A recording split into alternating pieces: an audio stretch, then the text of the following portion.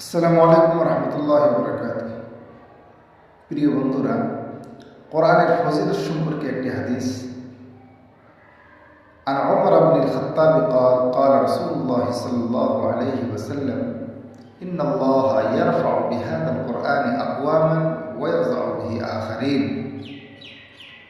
হযরত ওমর রাদিয়াল্লাহু তাআলা আনহু হতে বর্ণিত, নবী পাক সাল্লাল্লাহু আলাইহি ওয়াসাল্লাম বলেছেন যে আল্লাহ রাব্বুল ইজ্জত এই কোরআনে কারীমের দরুন অনেক লোককে তাদের মর্তবা, তাদের মর্যাদা, তাদের সম্মান বাড়ায় দেন দুনিয়া এবং আখিরাতে।